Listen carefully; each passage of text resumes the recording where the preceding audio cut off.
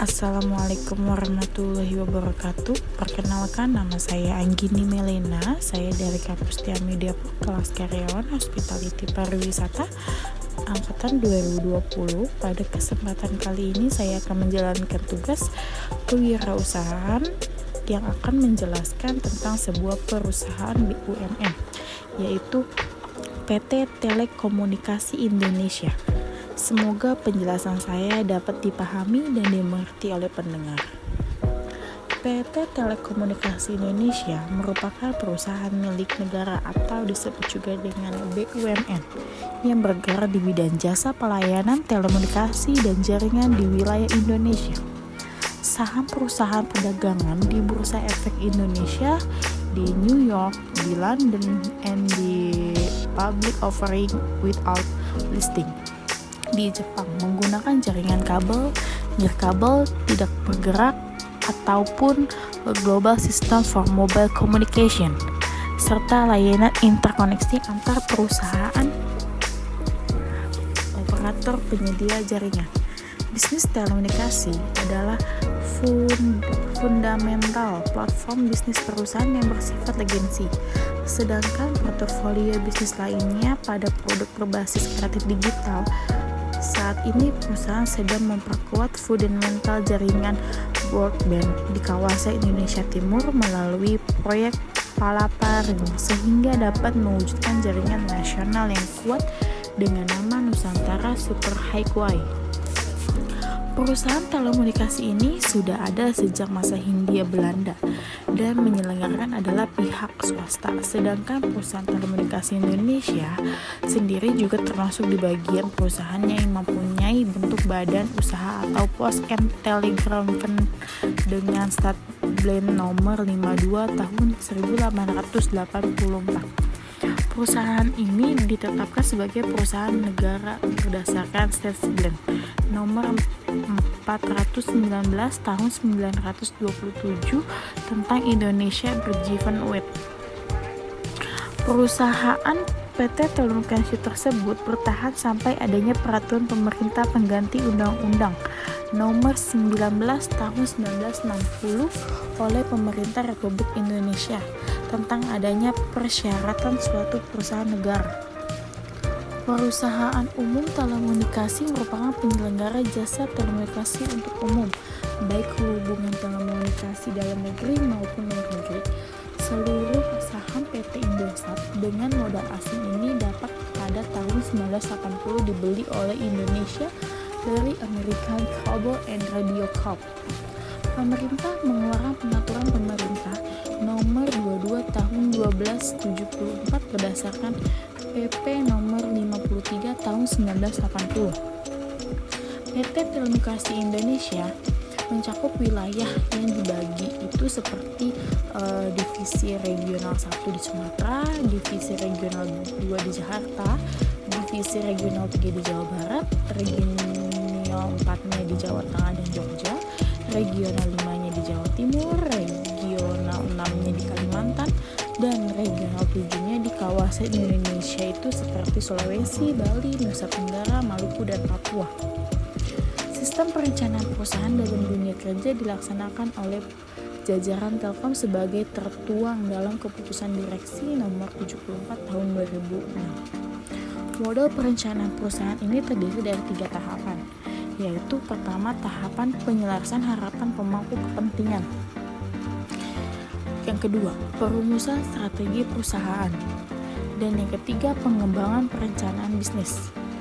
Dalam strategi pengembangan usaha PT Telekomunikasi Indonesia, perencanaan sumber daya manusia adalah perencanaan strategi untuk mendapatkan dan memelihara kualifikasi sumber daya manusia yang diperlukan bagi organisasi perusahaan dalam mencapai tujuan perusahaan.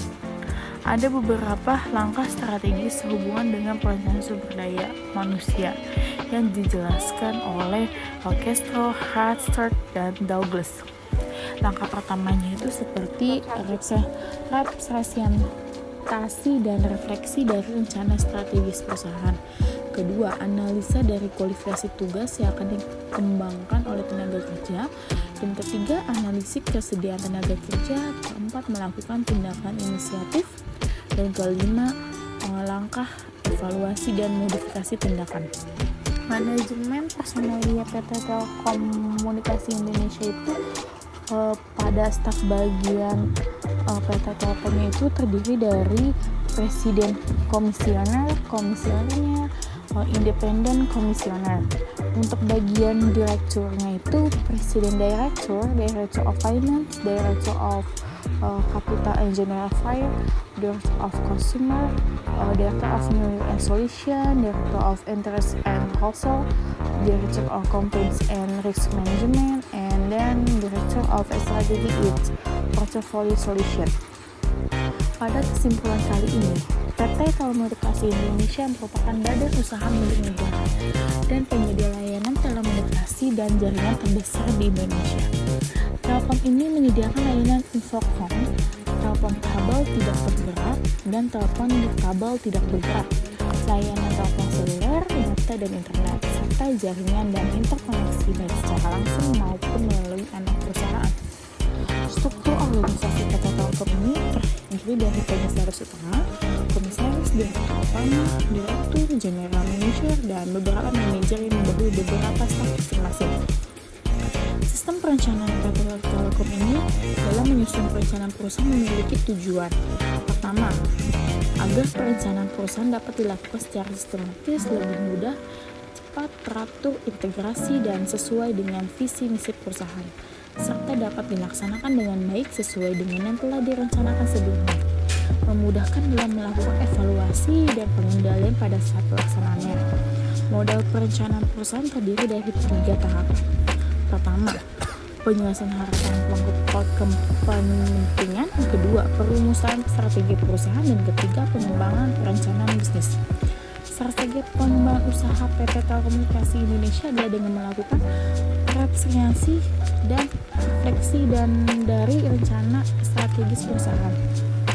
Analisa dari kualifikasi tugas yang akan ditambahkan oleh tenaga kerja, analisis kesediaan tenaga kerja, melakukan tindakan inisiatif dan evaluasi dan modifikasi tindakan. PT Telkom mempunyai tujuan untuk selalu mempertahankan tingkat pertumbuhan, margin keuntungan, dan kualitas perusahaan yang menyeluruh. Sedangkan visi Telkom adalah to become a leading infocom player in the regions. Artinya, Telkom berupaya untuk menempatkan diri sebagai perusahaan infocom terbuka di kawasan Asia Tenggara, Asia, dan selanjutnya akan merambah ke kawasan Asia Pasifik. Dalam pencapaian visi dan misi tersebut, PT Telekomunikasi Indonesia ini menggunakan manajemen watch atau dapat dianalisis itu sebagai planning, organization, actualing, dan controlling, yaitu salah satunya dengan perencanaan infrastruktur sebagai penunjang jaringan komunikasi atau CSR, Corporate Social Responsibility, melalui program Cooperative Economy Education dan tata kelola perusahaan kemitraan dan bina lingkungan. Dalam saran PT Telekomunikasi Indonesia ini yaitu adalah dalam pengelolaan perusahaan, fungsi manajemen sangat diperlukan guna memajukan perusahaan tersebut. Oleh karena itu, akan lebih baik jika dalam prakteknya sesuai dengan rancangan atau planning yang telah ditetapkan sesuai dengan aturannya. Sekian vlog presentasi materi saya dari PT Telekomunikasi Indonesia oleh saya Gini Lina. Mohon maaf jika ada kekurangan atau kesalahan dalam menyampaikan penjelasan saya. Saya ucapkan terima kasih. Wassalamualaikum warahmatullahi wabarakatuh.